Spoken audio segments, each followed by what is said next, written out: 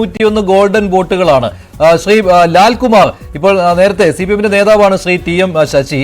അദ്ദേഹം പറഞ്ഞത് BJP-യുടെയും SDPA-യുടെയും ഒക്കെ തണലിൽ UDF അവിടെ വിജയിച്ചു എന്നാണ്. എവിടെയാണ്? പാലക്കാട്. അങ്ങനെയാണെങ്കിൽ ചേലക്കരയിൽ BJP-യുടെ വോട്ട് കൂട്ടിയതും LDF ആണെന്ന് പറയേണ്ടി വരും. ചേലക്കരയിൽ LDF-ന് മാത്രമാണ് വോട്ട് വീതം കുറഞ്ഞത്. അത് നിസ്സാര വോട്ട് വീതം കുറയലല്ല ചേലക്കരയിൽ ഉണ്ടായിരിക്കുന്നത്. BJP-യുടെ വോട്ട് വീതം കൂടി, UDF-ന്റെയും വോട്ട് വീതം കൂടി.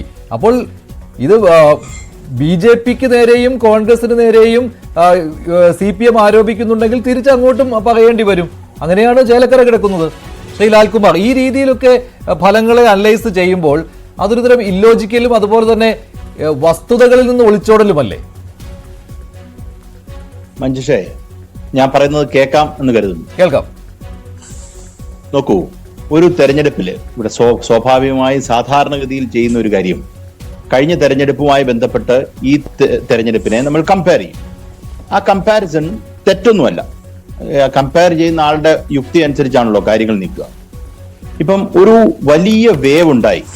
ഇപ്പം CPM-ന് അനുകൂലമായി 100 സീറ്റിനടുത്ത് ജയിച്ച CPM അനുകൂല തരംഗം ഉണ്ടായ സമയത്ത് ഉണ്ടായതാണ് CPM-ന്റെ ബേസ് വോട്ട് എന്ന് നിങ്ങൾ വിലയിരുത്തുന്നു എങ്കിൽ അത് അങ്ങനെയാണ് എല്ലായ്പ്പോഴും CPM-ന് സംഭവിക്കാൻ പോകുന്നതെന്നുള്ള അനുമാനത്തിലാണ് നിങ്ങൾ ഈ കമ്പാരിസൺ നടത്തുന്നത്.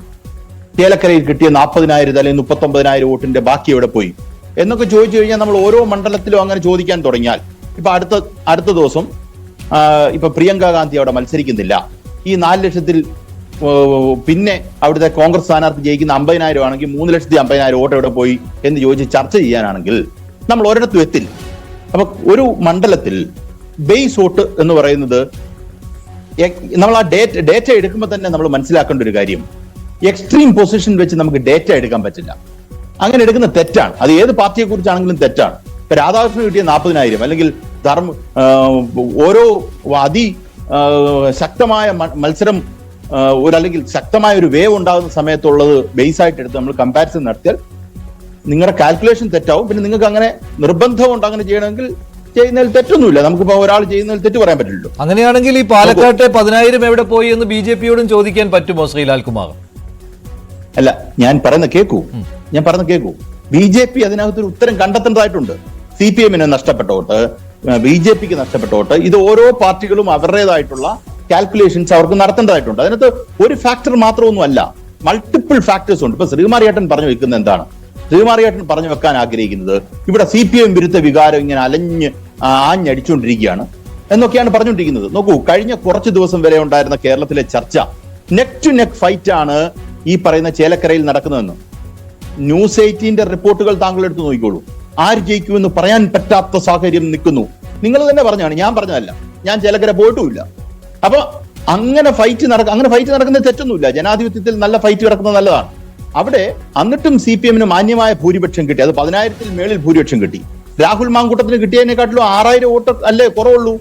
ആ 12,000 വോട്ടുണ്ട്. ആ മറ്റേ 18,000-ന് വലിയ വിലയും ഈ 12,000-ന് വില ഇല്ലാതെ വരുന്നതും ചെയ്യുന്നതിനകത്ത് എനിക്കതിനകത്ത് വലിയ യുക്തി, ഒരു ആശ്വാസത്തിന് വേണ്ടി പറയാമെന്ന് മാത്രമേ ഉള്ളൂ. ഞാൻ അങ്ങനെ ആശ്വാസം കണ്ടെത്താൻ ആഗ്രഹിക്കുന്ന ഒരാളല്ല.